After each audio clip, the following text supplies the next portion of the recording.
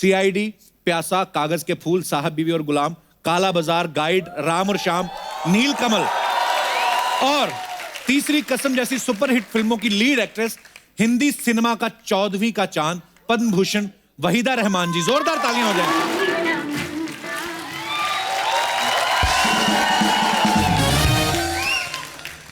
वहीदा जी, आपका बहुत बहुत स्वागत है हमारे शो में। और सीरियसली आज मैं क्या कहूं, हमेशा हम ये बोलते हैं कि 4 चांद लग गए, आज 4 लाख चांद लग गए हमारे शो को। एक्चुअली हमारी अर्चना जी जिंदगी में कभी किसी को देख के घबराई नहीं, आज रो रही हैं आपको देख के। ये मोहब्बत है आपके लिए। What's the matter with you?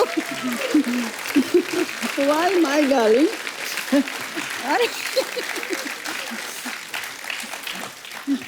अरे कुछ नहीं कहती, आपको क्यों रो रही हैं आप? मैं डांटूंगी नहीं। आप डांट भी दे तो सर आंखों पर। You know, it's very embarrassing कि इतने सालों के, मतलब आपने तो of course कितना काम किया, लेकिन मैंने भी कुछ काम नहीं काम किया। मैंने almost 3.5 decades I've been in this industry और आपसे मिलने का पहले सौभाग्य हुआ है मुझे, लेकिन आज इस मंच पर आपको देखकर और the fact that मुझे उस कुर्सी पर बैठना गवारा नहीं, because आप यहाँ पर इस मंच पर हैं। And we've grown up seeing Waheeda ji perform and it's embarrassing कि इतने सारे actors को मिलने के बाद Now I won't take more of your time because ये बहुत emotional, I know it's a comedy show and मैंने बहुत emotional बना दिया। I'm going to go back there, but it's such a pleasure being here with you. Thank you so much.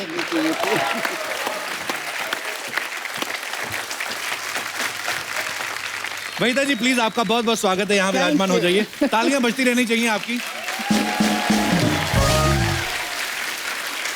आज की हमारी दूसरी मेहमान हैं वो जिन्होंने दिल दे के देखो, जब प्यार किसी से होता है, फिर वही दिल लाया हूं, तीसरी मंजिल, लव इन टोक्यो, 2 बदन, आए दिन बहार के, कटी पतंग, आन मिलो सजना जैसी सुपर डुपर हिट फिल्मों में काम करके अपने फन से करोड़ों लोगों को एंटरटेन किया। आ रही हैं गुड़िया जापान की the very beautiful Padmashri Asha Parekh जी।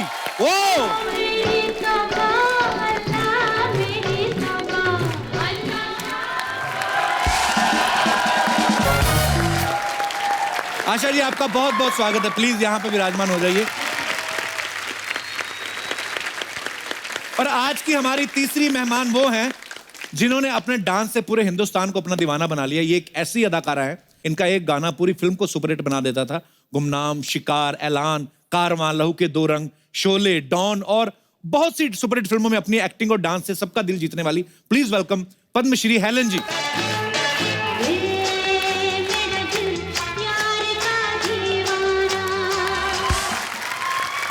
आइए मैम, आइए। मुझे पता है आज आपके दिल में बहुत सारी बातें जो आप करने वाली हैं, so please ma'am. Asha ji, I am so honored to meet you. So honored. After a long time we are meeting. I'm such a big fan of yours. Helen ji. Hi, my darling. You know, Helen ji, I want to say एक चीज जो मैंने कभी किसी से शायद share भी नहीं की, कि अगर मैं आज इस इंडस्ट्री में हूं तो हेलन जी की वजह से। क्योंकि जब मैं छोटी थी और मैं आपके गाने और डांस और आपकी एक्टिंग देखती थी स्क्रीन पर, तो मैं इतना मेस्मराइज्ड और उस ग्लैमर से इतना अट्रैक्टेड थी। तो मैं बोलती थी कि वन डे मैं भी उस पर्दे पर आना चाहती हूँ। तो it's because of you. Thank you so much.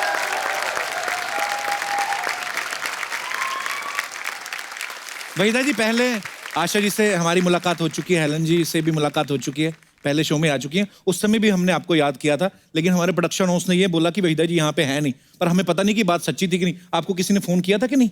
हम आपको बड़े सालों से वेट कर रहे हैं आपका। I know, एक बार किसी ने बुलाया तो था। अच्छा, मैं माफी चाहती हूँ। नहीं वहीदा जी, आप वहीदा रहमान है, आपको माफी मांगने की जरूरत नहीं है। मैं तो खाली कंफर्म करना चाहता था कि प्रोडक्शन हाउस सही बोल रहा है ना। 2 प्रोडक्शन हाउस हैं अभी, एक तो आप ही का है जी।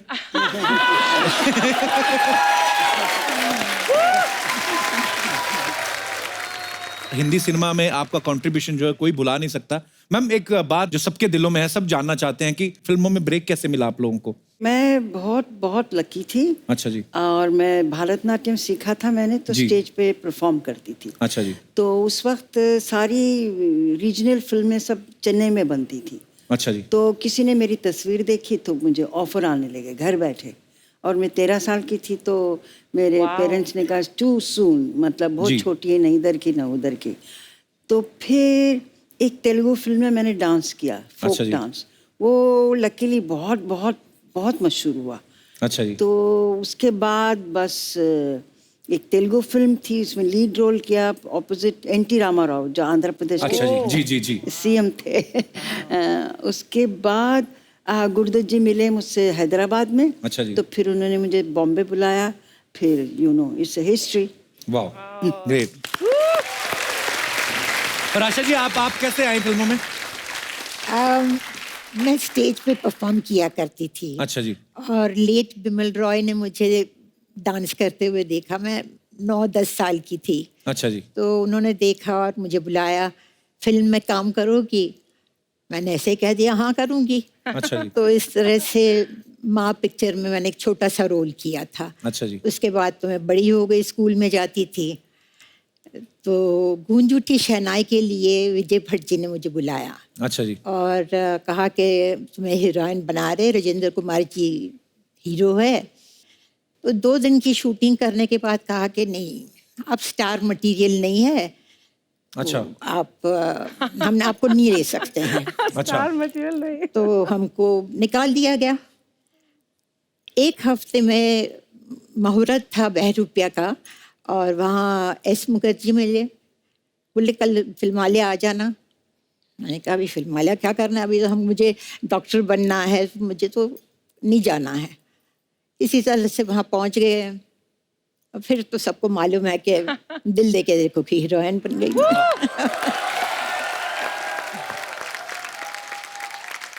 और हेलन जी, आपकी शुरुआत कैसे हुई थी? We were refugees from Burma. Okay. And during the war, we had to walk it for 9 months from Burma to Assam. I was very small. I was about 3-4 years old. Anyway, we came to India. God was great. And I went to school. And while going to school, I started learning Manipuri, a little of Bharatnatyam, and Kathak. Just the fundamentals. Take, in case I was given a chance, I would know the stance of all these dances.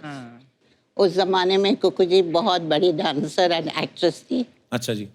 And my mother requested her that मैं chorus में कम से कम join करूं, क्योंकि we needed the money very badly. We were living in one room. The Mori was in one room. और another thing I must tell you, जब भी गर्मी का दिन था, हम लोग चटाई को ठंडा करके जमीन पे लगा के नहा के, we never used to wipe ourselves, put our nightie and we go to sleep. Oh my God. So we've seen these lovely days, praise the Lord. Because of that, I'm here now. Thank you. कितनी अच्छी बात है कि हमारी तीनों जो legend artist हैं, तीनों बचपन से ही इतनी टैलेंटेड थी कि 9-10 साल की उम्र में आपको रिकॉग्नाइज किया गया। मतलब कमाल है। आज हमें आपको तीनों को एक साथ देख के बहुत खुशी हो रही है। तो आप तीनों ने ब्लैक एंड व्हाइट फिल्मों में भी काम किया है, उसके बाद कलर फिल्मों का दौर आया। तो उस जमाने में जो पेमेंट होता था वो ब्लैक में होता था कि व्हाइट में होता था? सॉरी, ये बचकाना सवाल पूछने के लिए। दोनों में होता था। दोनों में होता था। अच्छा मैम, जब ब्लैक एंड व्हाइट फिल्मों से कलर का दौर आया, उस समय आपको सबसे, मैं ये सवाल अब तीनों से, सबसे अच्छी चीज आपको क्या लगी जब सिनेमा जो है वो रंगीन हो गया? मुझे बल्कि ठीक नहीं लगा, क्योंकि उस अच्छा। वक्त लाइट बहुत ज़्यादा इस्तेमाल करते थे। ओके। क्योंकि उनका फिल्म का एमल्शन कुछ कम था, ज़्यादा था, something like that, technical thing. तो मुंह सारा जल जाता था। एक आइस बकेट में एक अच्छा। शामो लेदर कहते थे, उसको डाल के रखते थे, फिर मुंह पे लगाते रहते थे अच्छा बिफोर द टेक। तो मैं कहती थी कहाँ फंस गए हम, इतनी ज़्यादा गर्मी थी। और उस वक्त एसी तो थे ही नहीं कहीं भी, ना जी। कमरों में ना स्टूडियो में। तो बुरा हाल होता था। मैं तो कहती कलर में शुरू कर दी पिक्चर, हाय मर गए। अच्छा। और आशा जी आपको अच्छा लगा जब रंगीन हो गया सिनेमा? पहली फिल्म जो मैंने की वो गेवा कलर की थी, अच्छा जी। हम हिंदुस्तानी, तो वो इतने बड़े बड़ी लाइट्स ले आते थे और वो लगा के, मुझे याद है मुझे ऐसे खड़े रहना था, कैमरा यहाँ था और वो लाइट यहाँ थी। अच्छा जी। शाम को देखा तो ये पूरा जल गया था। बाप रे। ओह, रिफ्लेक्टर्स इतने लगते थे, रिफ्लेक्टर्स ऐसे होते थे कि मेरी आंखें लाल हो जाती थी। जी। और लोग कहते थे हाँ तुम्हारी आंखें लाल कैसे होती है? अरे भैया शराब वराब पीती हो क्या है? तो अच्छा, इन्होंने कहा लाल आंखें, उस पर एक किस्सा सुनाओ आप जी, चाहें जी, जी। तो मेरी पहली कलर शूटिंग हुई जब 14 का चांद रिलीज जी। हुई तो बहुत हिट हो गई थी। तो उस वक्त एक कलर का सिलसिला शुरू हो गया था। तो गुरुदत्त जी ने सोचा ये जो टाइटल सॉन्ग जो इतना मशहूर हुआ है उसको रीशूट करते हैं कलर में, फिर अच्छा रिलीज जी। करेंगे। तो वही किया उन्होंने। फिर दोबारा उनको सेंसर करना पड़ा, दिखाना पड़ा। सेंसर बोर्ड ने कहा जी वो एक शॉट वहीदा जी वो मुड़ के देखती, वो काट दीजिए। ऐसे क्यों? मैं ऐसे ही हूँ, बस सिर्फ मुड़ के देखती हूँ। तो इन्होंने पूछा क्यों क्यों क्या है इसमें खराबी? तो बोले जब वो मुड़ के देखती उनकी आंखें लाल हो गई। तो अच्छा। हाँ साहब लाइट बहुत है तो लाल हो गई। जैसे इन्होंने कहा नहीं इसमें शी लुक्स वेरी सेंशियस। अच्छा। हाँ तो फिर गुरुदत्त जी ने कहा साहब ये मियाँ बीवी का सीन है और कुछ नहीं, ना लिपटे ना झिपटे ना हाथ पकड़ा, बेचारी यूं से यूं देखा।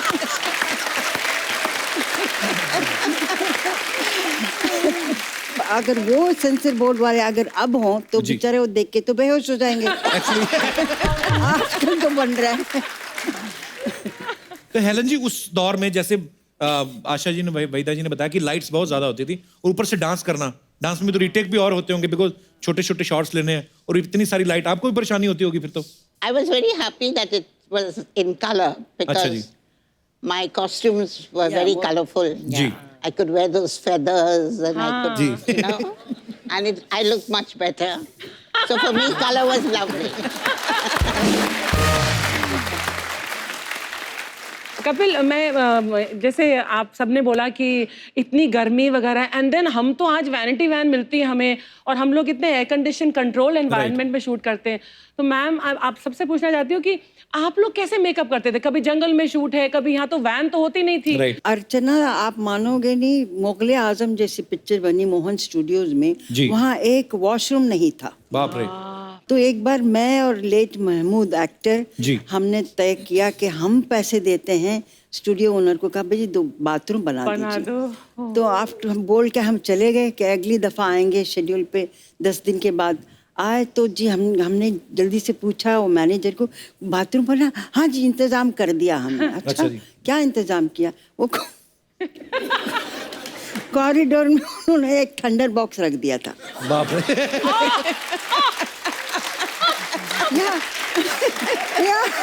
I said, oh my God, it's so terrible.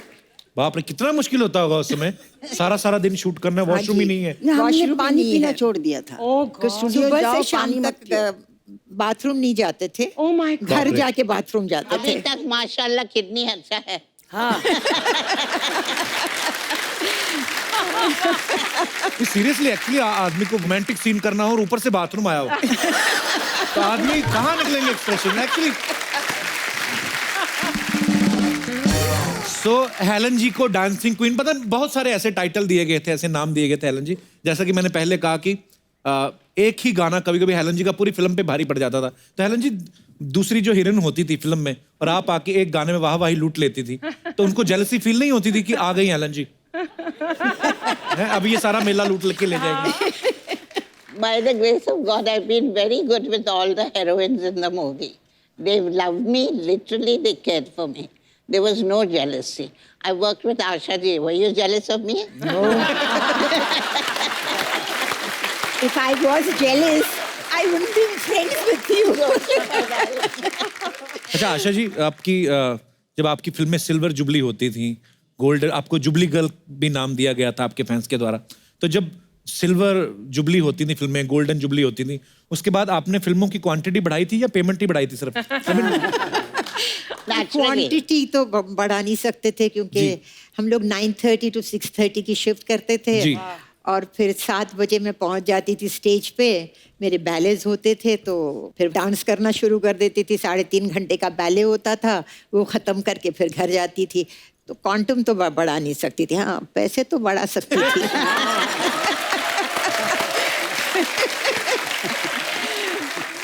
Asha ji, आपने तकरीबन सब स्टार्स के साथ काम किया है, जी। तो आपको अपनी जोड़ी सबसे ज्यादा किसके के साथ अच्छी लगती थी?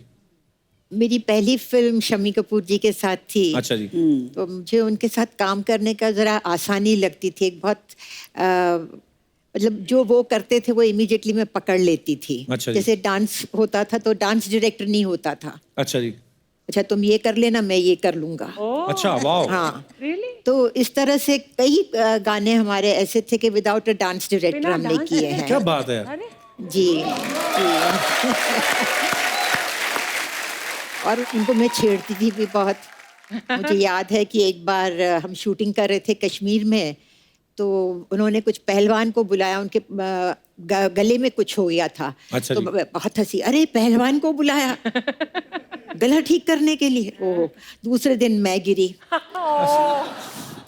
तो पैर में मोच आ गई। सब वो पहलवान फिर आ गए मेरा पैर ठीक करने। एज यूजुअल शमी जी कर रहे आया ना, मैंने कहा जी आ गया। एक्चुअली उस समय फिजियोथेरेपिस्ट थोड़ी ना होते थे, तो पहलवान ही जो पहले कुश्तियां करते थे, मुझे याद है बिकॉज मेरे फादर की कुश्ती करने के बड़े शौकीन थे। तो जब उनको कभी ऐसे हो जाता था तो पहलवान के पास जाते थे, और पहलवान भी पता नहीं कोई MRI कोई एक्सरे नहीं करते थे, खुद ही देख के ऐसे कड़क पटाखे की आवाज आती थी, या तो आदमी ठीक हो जाता था या बेड़ा गर्क।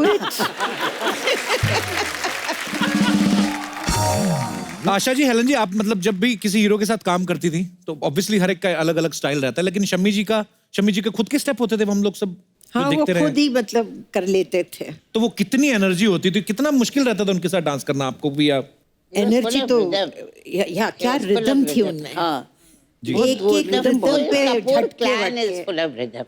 या, सब बच्चे लोग। सभी लोग। और क्या शम्मी जी का कोई शशि प्रॉपर कपूर, डांस नहीं, डांस नहीं होता था, जी। जैसे वाइल्ड डांस ना। जी। तो रिदम को पकड़ के उनमें इतनी पूरे जिस्म में रिदम थी उनकी। रिदम थी वो उनकी ये body हाथ में। भी यूं करो यूं भी करो तो सब रिदम में करते थे। Actually Isn't it? अच्छा वहीदा जी, ऐसे हमने सुना है कि जब आप फिल्मों में आई थी तब आपका नाम जो है वहीदा रहमान नहीं था, कोई और नाम था। नो ऐसे पता नहीं क्यों अफवाह है ये?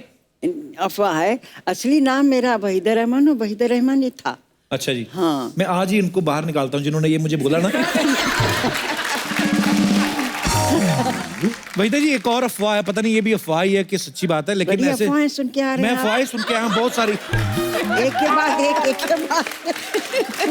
पर उन्होंने कहा कि जो आपके भरतनाट्यम के जो गुरु थे उन्होंने पहले आपको डांस सिखाने से मना कर दिया था, हाँ, लेकिन बाद में आप ही उनकी बेस्ट स्टूडेंट हाँ, निकली। हाँ। अच्छा, तो मतलब ये बात सही है। चलो ये वो बात बच गया आज। सही है। इसने आज- तो ये क्या रीजन था वहीदा जी, उन्होंने क्यों मना किया आपको डांस सिखाने से? वो बहुत मशहूर वो एक गांव है, गांव के जैसे शहर लुधियानवी। जी। तो तिरुचंदूर एक जगह है तमिलनाडु में, वहाँ के थे वो। अच्छा जी। तिरुचंदूर मीनाक्षी सुंदरम पिल्ले उनका नाम था। बाप रे, इतना लंबा नाम। हाँ, तो मुझे जिद आई कि उन्हीं से सीखना है। अच्छा तो जी। हमारे कोई बीच में फ्रेंड थे, उन्होंने जाके कहा ऐसे ऐसे सीखना है। जब नाम सुना तो बोले नाम तो मुसलमान है। बोले हाँ, लड़की भी मुसलमान। No no no no no, मैं मुसलमान को भरतनाट्यम कैसे सिखा सकता? अच्छा। बोले क्यों नहीं सिखा सकते साहब आप? नहीं, वो अभिनय जो हमारे डिवोशनल गाने होते उसको समझेगी नहीं, वो ठीक से कर नहीं पाएगी। तो 6 महीने लगा दिया, और मैं भी जिद से अड़ी रही कि उन्हीं से सीखना है। वाह। तो जब इन्होंने बहुत जबरदस्ती की हमारे दोस्त ने, तो बोले अच्छा उसकी कुंडली लेकर आओ। अच्छा। तो बोले जो वो लोग मुसलमान हैं वो कुंडली उंडली बनाते नहीं, बिलीव नहीं करते। अच्छा जी। तो बोले ये तो बड़ी मुश्किल है फिर। तो बोले अच्छा उसका बर्थ डेट लेकर आओ। अच्छा वो लेकर गए, तो उन्होंने अपने से चार्ट बनाया, कुछ यूं पता अच्छा। नहीं क्या क्या किया। तो बोली ये क्या हुआ, ये कैसे हुआ? तो उन्होंने पूछा क्या हुआ साहब? तो ये चार्ट में कहता है कि ये लड़की मेरी लास्ट और सबसे अच्छी स्टूडेंट होगी, वाह। हो नहीं सकता।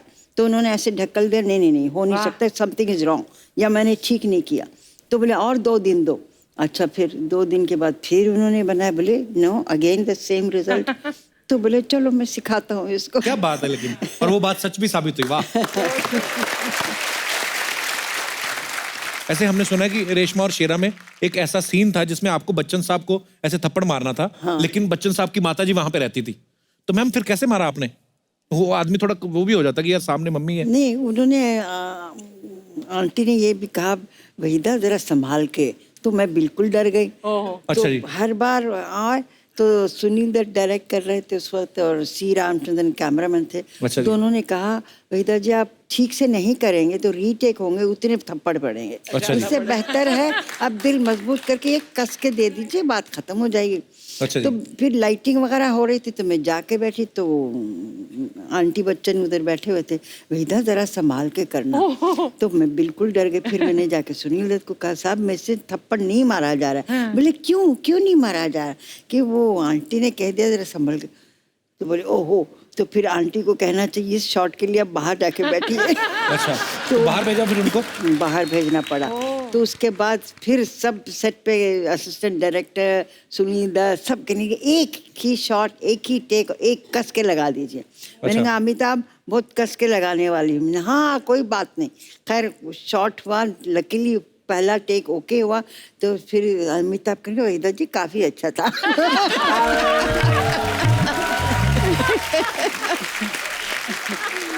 मैम उस समय जब आपके कोई क्रेजी फैन आता था तो आप कैसे हैंडल करती थी आशा जी? सेट पे शूटिंग देखने आ जाते होंगे, आपके घर के बाहर आ जाते होंगे कहीं? घर के बाहर एक चाइनीज आदमी आता था। चाइनीज? हाँ। अच्छा जी। तो वो मतलब आके घर के बाहर दरवाजे के बाहर ही बैठ गया। अच्छा जी। तो बोले मैं यहाँ से जाऊंगा नहीं, मैं आशा पारेख से शादी कर ही जाऊंगा। अच्छा। मैंने पढ़ा था ये। इट वॉज, अब मैं वो हटे ही नहीं। फिर वहाँ उसने अपना गद्दा लगा दिया, वहाँ रहने लगा, कुछ मछलियाँ जला के खाता था, पता नहीं क्या करता था। और लोग उसको कहे यहाँ से हटो तो वो छुरी निकाल कर दिखाए कि मैं हटूंगा नहीं। अब जब उसने छुरी वुरी निकालने की बात की तो अब मुझे डर लगने लगा। मैं रात को लेट शूटिंग करके आऊँ तो मैं अपने नीचे कार के नीचे मतलब छिप कर रहूँ और छिप कर देखूँ कि वो है कि नहीं, बैठा हुआ है तो फिर छिप जाऊँ। फिर मैंने कहा ये तो बहुत हो रहा है। 1 महीना ये चलता रहा। तो फिर मैंने जो है पुलिस कमिश्नर को फोन किया। अच्छा जी। वो कहा कि भैया इसको पकड़ के ले जाओ। उसको पकड़ कर ले गए जेल में। वहां से उसने मुझे पोस्ट कार्ड लिखा। अच्छा। कि मुझे ये लोग ले गए हैं, प्लीज मुझे बाहर निकालो। बेल भी आप ही कराओ। मैंने कहा अंदर तो मैंने डाला है तुमको। मैंने कहा अंदर तो मैंने तुमको डाला है, मैं तुमको आके बाहर निकालूं? मैं पागल हूँ क्या? फिर पता नहीं कहाँ चला गया, मुझे नहीं मालूम। You're looking out for him now. No बाबा। हेलन जी आपके साथ कभी नहीं हुआ ऐसा? हुआ होगा जरूर। एक बहुत अच्छी फैन थी, अच्छी फैन, अच्छा जी। थी? ओहो। आशा भोसले। अच्छा, वाह। एक दिन आशा जी ने मुझे उनके शो पे बुलाया। I was a guest. अच्छा जी। तो बातें बातें में उन्होंने कहा कि हेलन जी वहाँ बैठी है। Then I went out and I did that.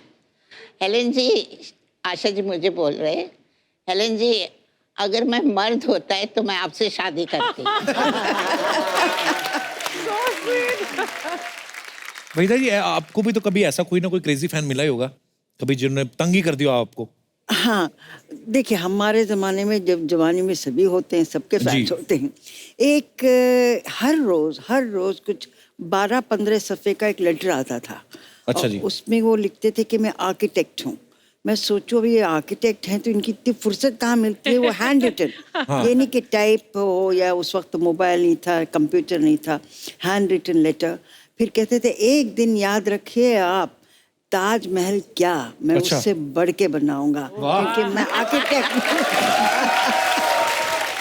अच्छा मैम, आजकल बहुत सारे ऐसे प्लेटफॉर्म्स हैं, सोशल मीडिया है, मतलब आप अपने फैंस के साथ सीधा कनेक्ट कर सकते हैं। आप उनको अगर कुछ आप कोई नई फिल्म कर रहे हैं उनको बता सकते हैं, सीधा उनके साथ चैट सेशन करते हैं। आजकल के जो भी स्टार्स हैं, उस समय में तो ऐसा सोशल मीडिया तो होता नहीं था। सो बहुत सारे सवाल हैं जो हमारे दर्शकों के मन में, वो मैं आपसे पूछना चाहता हूँ। आप तीनों उनके जवाब दे सकते हैं। आपके टाइम पे जो फिल्में बनती थी उनमें सबसे ज्यादा स्टाइलिश हीरो कौन था? आप तीनों जवाब दे सकती हैं। स्टाइलिश हीरो जी। मेरे कैटेगरी में जो देवानंद थे। अच्छा जी, फिर देव साहब। शमी कपूर थे। शमी कपूर साहब, वाह क्या बात है। आशा जी आप? मुझे लगता है फिरोज खान। फिरोज साहब, जी जी जी, फिरोज वाह। खान।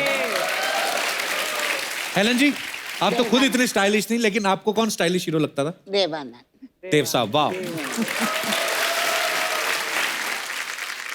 उस समय शूटिंग पे सबसे ज्यादा लेट कौन आता था? राज कपूर। राज कपूर साहब।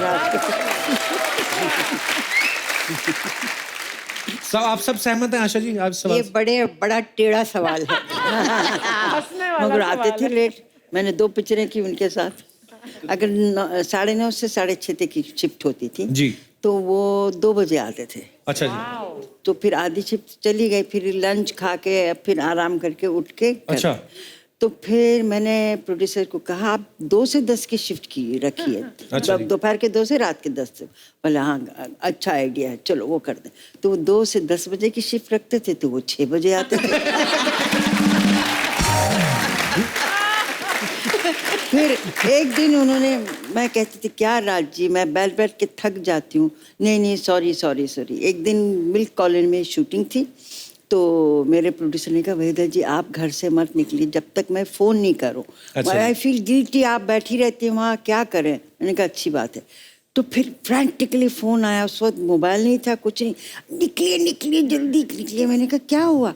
बड़ी सुबह 7 बजे राज जी आउटडोर में बैठे हुए हैं। मैंने कहा राज जी 10 लेट।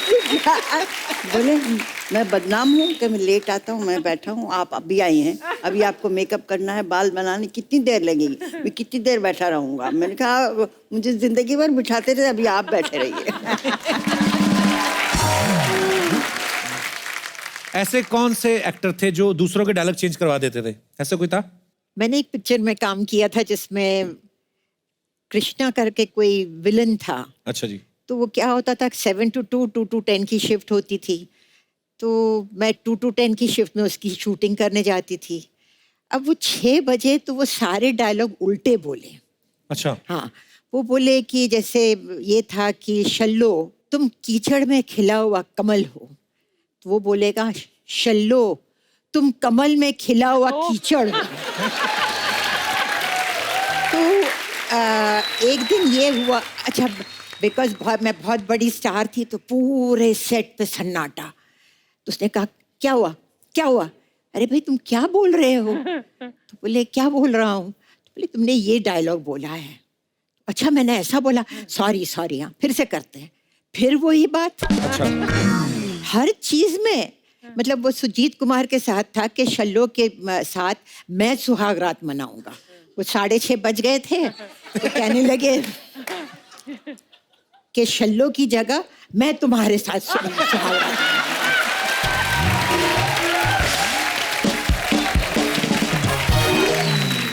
अच्छा हेलन जी, कोई ऐसा एक्टर भी था जो सबसे ज्यादा, मैं ना मेरे शो पे जो भी हीरोइन आती हैं अपनी फिल्म की प्रमोशन करने के लिए, अब तो खैर मेरी शादी हो गई है, मुझे ऐसा बोलते हैं कि तुम फ्लर्ट बड़ा करते हो, हालांकि मैं करता नहीं हूँ, मेरा हो जाता है। अच्छा उस समय भी कोई तो हीरो ऐसा होता ही होगा जो बड़ा फ्लर्ट करता होगा? अगर आप चांस देंगे तभी फ्लर्ट करेंगे ना। उनको मालेंगे एक थप्पड़ मिलेंगे तो चले आएंगे।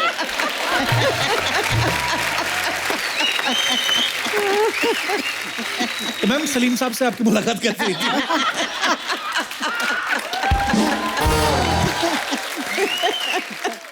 ये सलीम साहब का नेक्स्ट प्रोग्राम होगा तभी आप पूछ लेना। दोबारा बुला लीजिए दोनों को। दोनों क्यों, तीनों।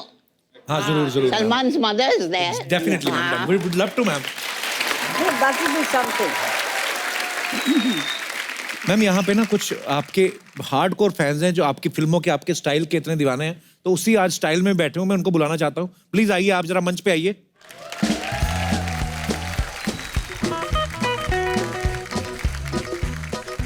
नमस्ते जी, आप सबका बहुत बहुत स्वागत है। अच्छा सबसे पहले तो आप अपना नाम बताइए और आप बताइए कि आप किनका आपने स्टाइल कॉपी किया हुआ है, हमारे दर्शकों को बताइए। मैं मधुचंद्रा हूँ। अच्छा जी। मैंने आशा जी का गेटअप किया है। अरे वाह, कमाल है, बहुत बहुत प्यारी लग रही है आप जी। आपका? हाँ, मेरा नाम निशा है। अच्छा जी। और मैंने जो स्टाइल किया है वो भी आशा परीख जी का है। अरे वाह। हेलो जी मैम, कैसे रेखा हैं आप? मामतोरा। मैंने हेलन जी का स्टाइल किया है। अरे वाह रिंगलेस।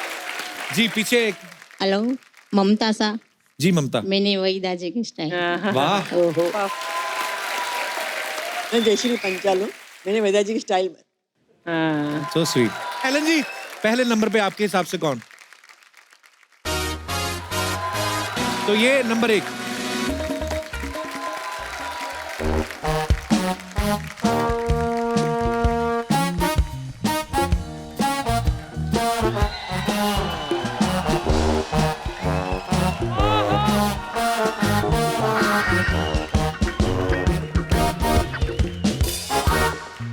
कितने जा रहा है? गुड्डू, आजा, क्यों स्कूटर की चीखें निकलवा रहा है? ये मैम हमारे पड़ोसी हैं, बच्चा यादव, उनका बेटा है गुड्डू। अच्छा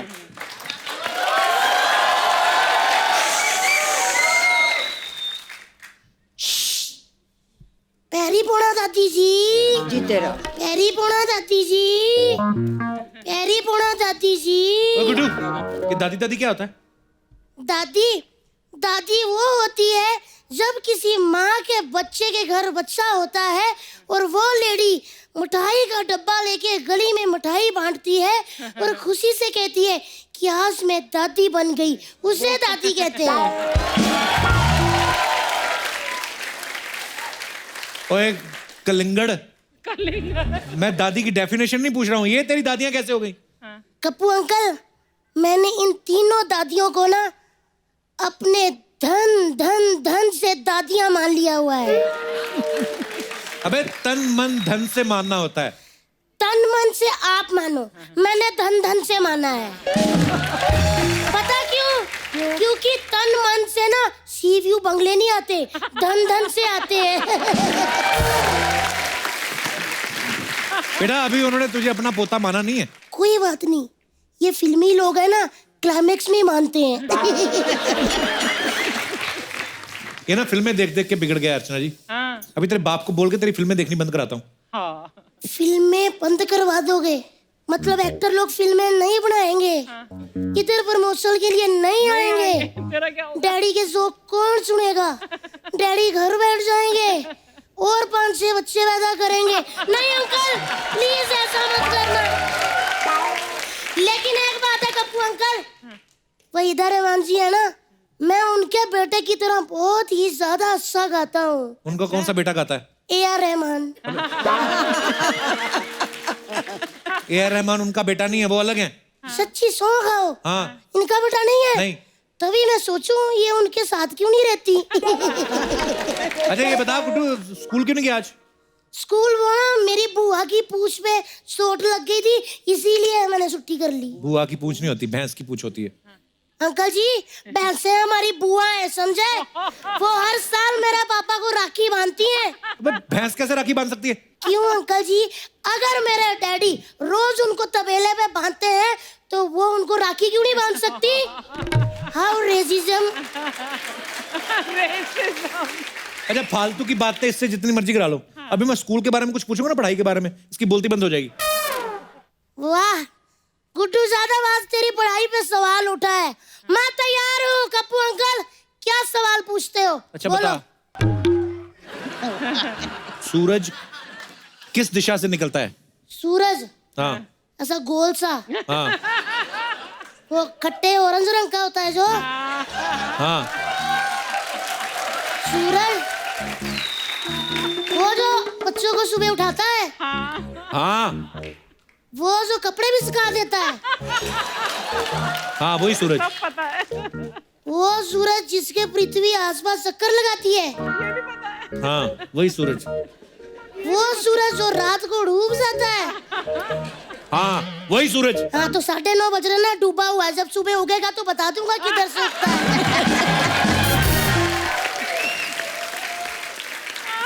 देखा पढ़ाई लिखाई पे बिल्कुल ध्यान नहीं इसका, ऐसी बातें करता है। मैं इतना टैलेंटेड बच्चा हूँ ना अर्चना जी, मुझे पता था मेरी दादी जा रही हैं, इसीलिए मैंने 70s की फिल्मों पे ना ऐसे लिखा हुआ है। चल सुना फिर। ठीक है तो मैं सुना देता हूँ। आज का हमारा शीर्षक है 70s की फिल्में। वैसे तो इंडस्ट्री में बहुत सारी फिल्में हुई हैं, लेकिन 70s के दशक की फिल्में मेरी फेवरेट हैं। उन फिल्मों में माँ एक अहम भूमिका होती थी। वो बेचारी दिन रात फटे पजामे मशीन में सीती रहती थी। अभी ये जांच चल रही है कि इतने सारे पजामे कौन फाड़ता था। 70s की माँ काफी भुलक्कड़ किस्म की होती थी। वो अक्सर अपने बच्चों को मेले में भूल आया करती थी।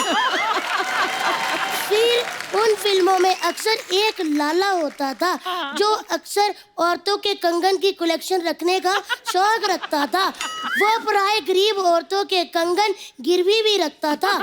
उन फिल्मों में काफी काली घांसी, काली पहाड़ी और कालिया नामक शख्स होते थे।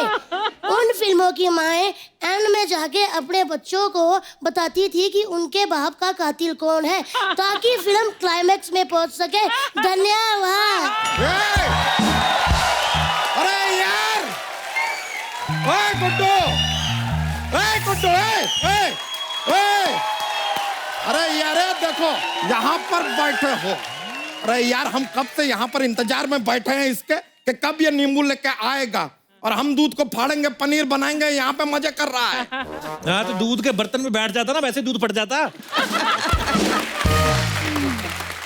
अच्छा, हम बैठ जाएंगे तो दूध फट जाएगा, हम खड़े हो जाएंगे तो दूध सिल जाएगा, हम ऐसे घूम जाएंगे तो दूध रफू हो जाएगा। वाह वाह कप्पू शर्मा वाह।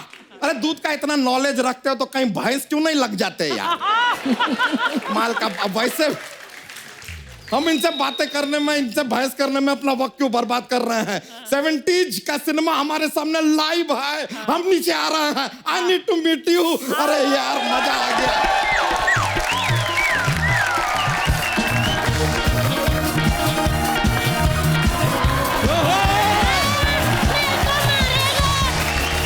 अरे यार, अरे बाप रे, नमस्कार नमस्कार। अरे यार मजा आ गया यार। क्या बात है अर्चना जी।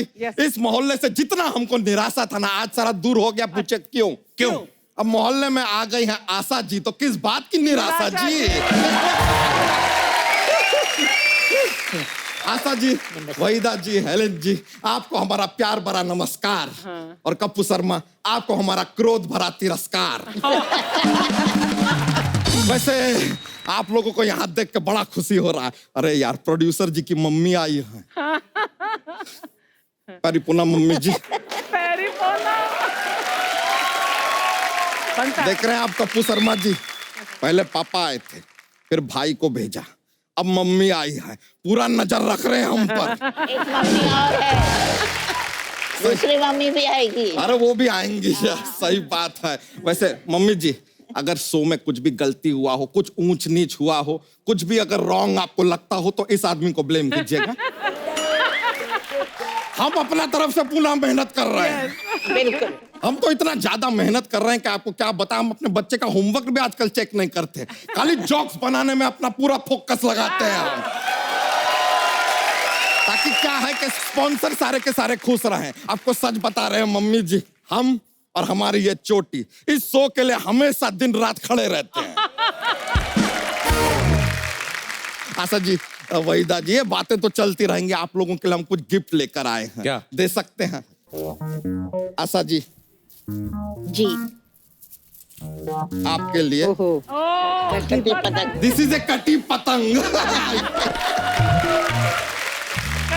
ये वहीदा जी आपके लिए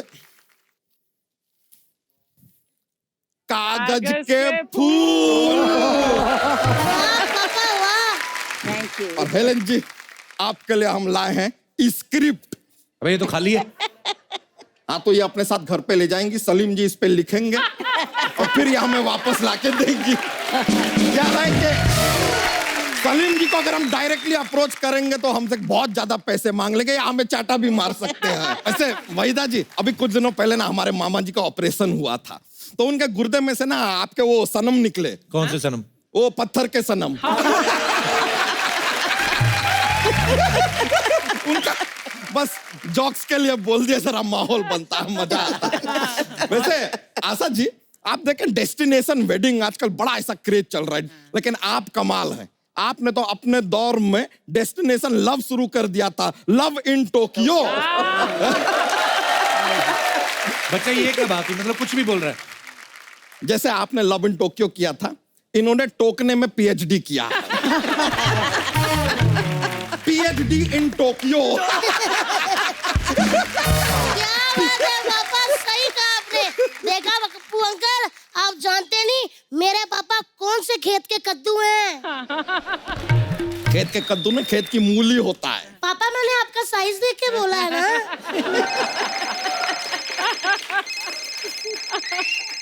किसका बजा? ओए ओए। किसका बजा? मेरा नहीं बजा। ये मेरा फोन बजा। अच्छा। अरे चलो छोड़ो, अजीब बच्चा है यार। कभी कभी तो हमें शक होता है, इजी माइन।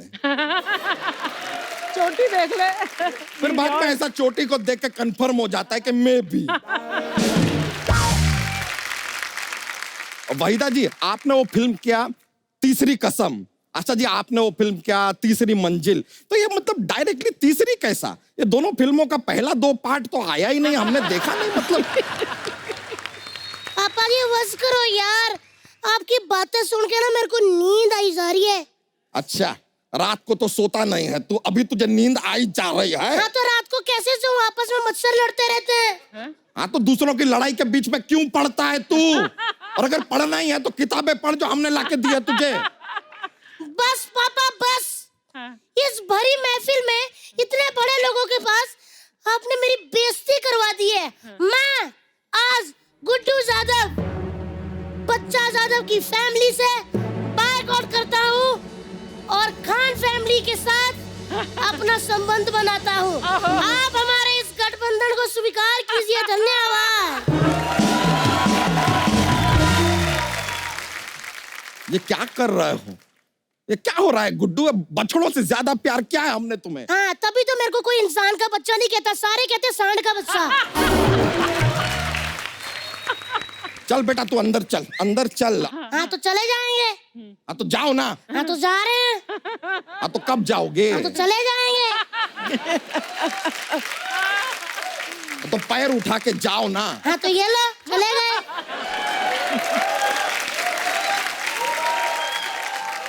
ऐसे जाओ, ऐसे ऐसे जाओ। मैं सांड नहीं हूँ, ऐसे जाऊँ। हीरो हूँ, बाइक पे जाऊंगा अपनी। आप घर आओ जरा, मम्मी कुछ कैप लगाता हूँ आपकी। आपके थोड़े पर निकल आए ना भैंसे। अरे जाओ यार जाओ, और जो बोलना है मम्मी से बोलो। हम क्या हो, डरते हैं क्या हम मम्मी से यार? जरा सा ऐसे घुटनों पे आ जाएंगे, हाथ जोड़ेंगे, गिड़गिड़ाएंगे तो आंसू निकलेंगे, मम्मी माफ कर देगी यार। That is life. Go John. वैसे हमारे ये बच्चे ने काफी गुस्सा दिला दिया, माय एलोपॉजी फॉर दैट। लेकिन क्या माहौल को अच्छा करने के लिए हमारे पास एक जोक्स का पिटारा रहता है। अगर आप कहें तो जोक्स पेश कर दे, पेश कर दिया जाए तो ठीक है। कपूर शर्मा आप हमको बताइए, शोले फिल्म के क्लाइमैक्स में कौन मरता है? अमिताभ बच्चन के Dharmendra? Amitabh Bachchan.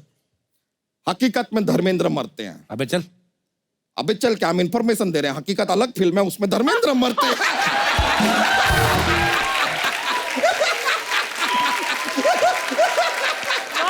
I tricked him. एक और पेश करते हैं। अगर सूरज रात को निकल आए तो क्या होगा? क्या होगा? कुछ नहीं होगा यार, इतने अंधेरे में कहां पता चलेगा क्या निकला क्या नहीं।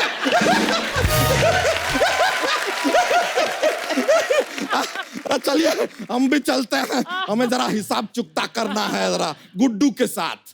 ओके मम्मी जी, बहुत बहुत शुक्रिया, बड़ा खुशी हुआ आपसे मिलके। Thank you very much yo bro.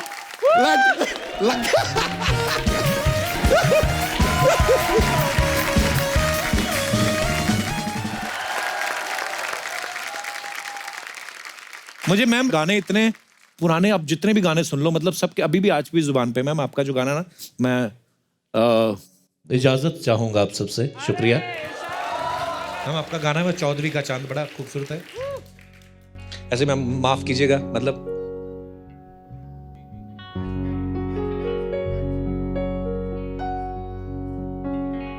चौदवी का चांद हो या आफताब हो, जो भी हो तुम, खुदा की कसम लाजवाब हो। ओ हसीना जुल्फों वाली जाने जा, ढूंढती है काफिर आंखें किसका निशान। महफिल महफिल ऐ शमा फिरती हो कहाँ, महफिल महफिल ऐ शमा फिरती हो कहाँ। आजा आजा मैं हूँ प्यार तेरा, अल्लाह अल्लाह इनकार तेरा। आजा आजा आजा आजा आजा आजा आजा। थैंक यू सो मच हमें इतने खूबसूरत गाने देने के लिए, इतनी खूबसूरत फिल्में देने के लिए। तालियां जोरदार होनी चाहिए एक बार वहीदा जी, आशा जी और हेलन जी के लिए जोरदार तालियां हो जाएं। मैम, आपने अपनी फिल्मों से करोड़ों लोगों को एंटरटेन किया, इतने सालों तक एंटरटेन किया है। सो हमारे साथी कलाकारों की तरफ से एक छोटा सा ट्रिब्यूट है जो आप तीनों के लिए मैं चाहता हूं कि आप सामने आके उनको देखें। आइए प्लीज मैम, जोरदार तालियां हो जाएं।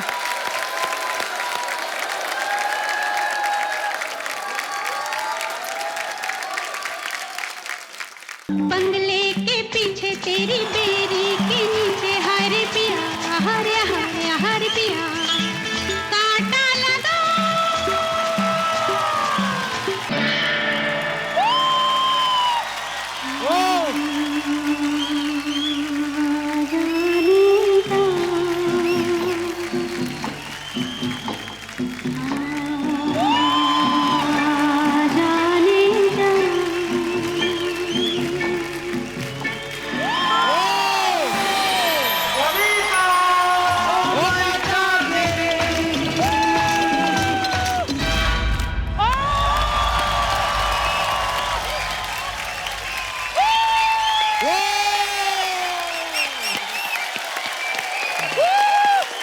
आप सबके लिए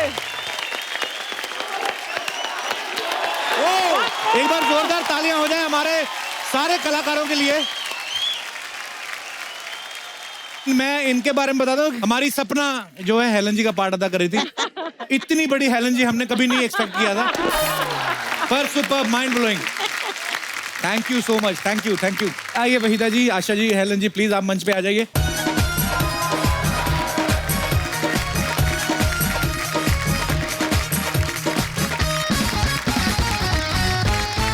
आशा जी, वहीदा जी, हेलन जी, आपका तहे दिल से शुक्रिया अदा करते हैं कि आज आप हमारे शो में आई। और बहुत लोगों को इंतजार था कि आप तीनों एक साथ हमारे शो में आए और आपने हमारा न्योता जो है स्वीकार किया। थैंक यू सो मच आने के लिए। आई होप आपने एंजॉय किया होगा ma'am. Thank you ma'am, thank you so much. Thank you, Kapil. We enjoyed ourselves. Thank you so much for coming And ma'am. God bless you with all the shows to come. Thank you ma'am, thank you. So आप सब लोग यूं ही हंसते रहें, मुस्कुराते रहें, अपने आसपास सफाई रखें और देखते रहिए the Kapil Sharma show. Good night, शब्बा खैर।